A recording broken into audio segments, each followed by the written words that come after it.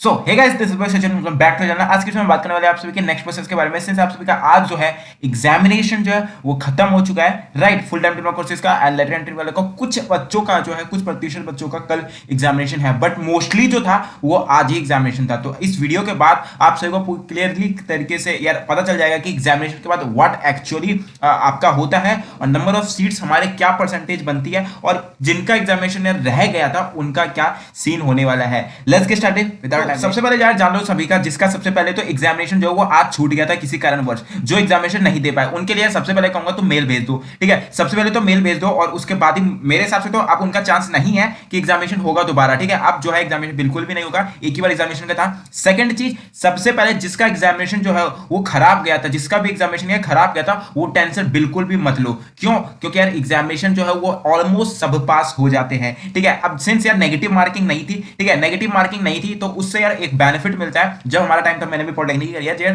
जब मैंने एग्जामिनेशन दिया था उस टाइम हमारे पास नेगेटिव मार्किंग थी। लेकिन इस साल जब से डीएसयू आई गया 2021 से जो इन्होंने जो नेगेटिव मार्किंग है वो हटा दिया गया, ठीक है। तो नेगेटिव मार्किंग हटाने से एक फायदा ये होता है कि मोस्टली जो बच्चे हैं, मोस्टली बच्चे वो पास हो जाते हैं, ठीक है, रैंक अच्छी खासी आ जाती है। अब जो कंपटीशन है वो अकॉर्डिंग टू मी यार इस साल आप सभी का लगभग मेरे हिसाब से 15 से 20 हजार तक के बच्चे हैं हर साल आपकी जो एप्लीकेशन फॉर्म है वो भरते हैं, ठीक है। यहीं पे एक चीज और याद रखना, अब भैया 15,000 से 20,000 तक बच्चे भरते हैं तो सीट्स कितनी है? सीट्स आपकी ऑलमोस्ट यार 5 से 7,000 के आसपास सीट्स है, ठीक है, 7,000 के आसपास आपकी सीट्स है और ये इंक्रीज होता है। मान लो अभी किसी कोर्स में 120 अभी सीट्स है, तो जब एडमिशन तक होगा ना वो ऑलमोस्ट 120 से लेकर 150 तक पहुंच जाता है, 170 तक पहुंच जाता है, 200 तक भी पहुंच सकता है, ठीक है। तो इतने बच्चों तक एडमिशन 100% होता है। क्यों? क्योंकि यार यहाँ पे जो राउंड्स होते हैं ना, काउंसलिंग के जो है राउंड्स स्टार्ट होते हैं लगभग लास्ट टाइम आपकी 10 से 11 राउंड्स हुए थे, ठीक है। तो है इस साल अभी सबसे पहले तो एग्जामिनेशन हुआ, एग्जामिनेशन के बाद आप पैटर्न समझना क्या होगा आपका, बेसिकली क्या होता है।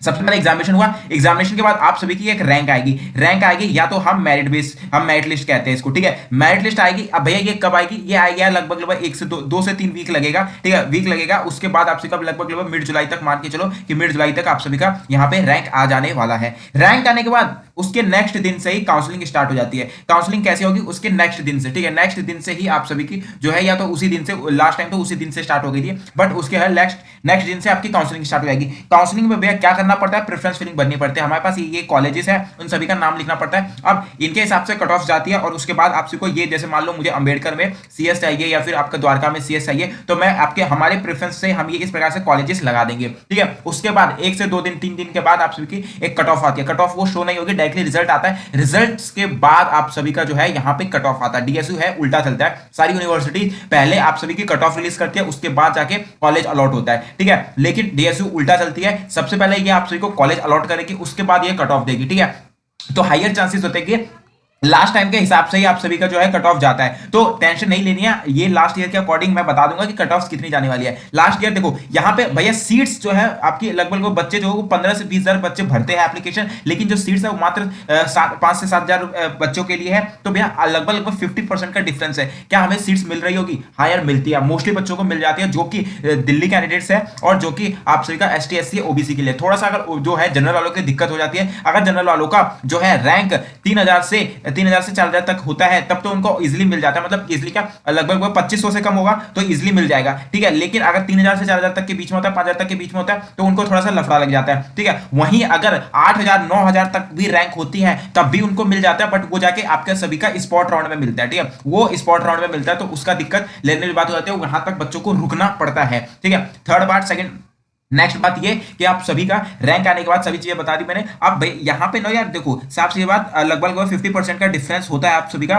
सीट्स का, तो बट मोस्टली मिल जाता है। क्यों? क्योंकि यार सबसे पहले तो आपकी फर्स्ट काउंसलिंग होगी, सेकंड काउंसलिंग होगी, थर्ड काउंसलिंग होगी, फोर्थ काउंसलिंग होगी, ठीक है। थर्ड तक मेन होता है, थर्ड तक मेन होता है आप सभी का काउंसलिंग। थर्ड तक जिसको मिला वेल एंड गुड, बेस्ट है, ठीक है। वहीं फोर्थ राउंड से ये धीरे धीरे कम होना स्टार्ट हो जाती है सीट्स। लास्ट टाइम की बात बता रहा हूँ, लास्ट टाइम 10 से 11 राउंड हुए थे आपके काउंसलिंग के, तो मोस्टली जो है बच्चे का एडमिशन हो गया था। सीट्स जो है वो लिमिटेड सीट्स नहीं होती है, सीट्स बढ़ जाती है। यार इतने साल का एक्सपीरियंस में बता रहा हूं, इसलिए लगभग जो मान लो अभी कोर्स का जो 120 है ना, वो 150 तक 170 तक पहुंच जाता है सीट्स। तो टेंशन मत करना, ये एक्सटेंड होती है। इस टाइम नहीं बताया जाएगा बट इन फ्यूचर वो एक्सटेंड हो जाती है, आपकी सीट जो मिल जाती है। अब यहाँ पे बात करें एस टी एस सी वालों की, तो एस टी एस सी वालों को ऑलमोस्ट मिल जाता है जो सीट्स है, ठीक है, बट जनरल वालों को दिक्कत हो जाती है। अब एस टी एस सी के लिए भैया हमें सी एस चाहिए, मोस्टली जो बच्चे हैं उनको सी एस चाहिए होती है, ठीक है, मोस्टली बच्चों को सी एस चाहिए होती है। तो सी एस के लिए ऑलमोस्ट कितना रैंक होना चाहिए, देखो जितना कम रैंक होगा उतना बेस्ट रहेगा। मान लो एक बच्चों का 500 रैंक है और एक बच्चे का 1000 रैंक है, ठीक है, तो यहाँ पे यार जिसकी जितनी कम रैंक होगी उसको उतनी जल्दी कॉलेज मिलता है। 500 वाले को जल्दी मिलेगा कॉलेज, ठीक है, एज कंपेयर टू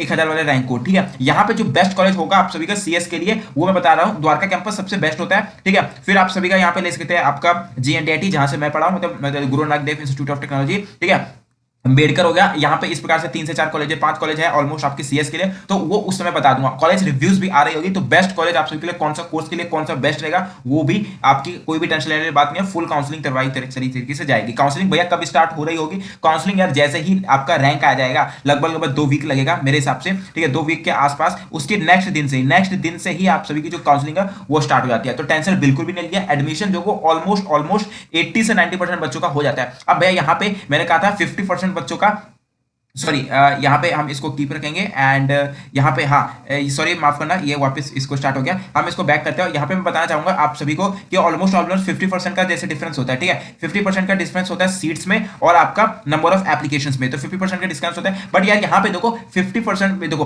15,000 जैसे सीट्स है, 15 से 20,000 सीट्स है, तो यहाँ पे लगभग ऑलमोस्ट आधे बच्चे तो फॉर्म भरते हैं, लेकिन जो है फीस पेमेंट नहीं होती है। इसमें भी काफी सारे बच्चे छटा जाते हैं, फीस पेमेंट नहीं हुई। यहाँ पे आप सभी का लगभग 10% बच्चे मान के चलो आपकी फीस ही नहीं भरते हैं, ठीक है, यहाँ पे इतने बच्चे छटा गए। अब सेकंड बात, अब यहाँ पे फीस भर दी, ठीक है, उसके बाद क्या आता है, पेपर देने के लिए, एग्जामिनेशन देने के लिए मात्र यार लगभग भाई यहाँ पे भी आपका 20% बच्चे यहाँ पे भी छट जाते हैं, ठीक है, छट जाते हैं इन द सेंस कि इन जो 15 से 20,000 में 10% जो बच्चे फीस नहीं भरे एप्लीकेशन की, उनका तो पहले रिजेक्ट हो गया, ठीक है, उसके बाद भी जितने बच्चे बचते हैं उसमें से भी आपका 10 से 20% बच्चे एग्जामिनेशन ही देते नहीं है, तो इसमें भी यहां से भी बच्चे छट गए। अब जो सीट्स बचती है ना वहां पे भी यार होता है, ठीक है, यहां पे क्या होगा, काउंसलिंग होगी, अब काफी बच्चे काउंसलिंग ही नहीं करते हैं, तो यहां पे भी बच्चे आधे छट जाते हैं। अब बचे कुचे को ऑलमोस्ट कंपटीशन यहाँ पे कम हो जाता है, कंपटीशन कम होने के कारण आपकी जो सीट्स है वो जल्दी मिल जाती है, तो इसी कारण की वजह से जो सीट्स है वो जल्दी मिल जाता है। आउटसाइड दिल्ली वालों को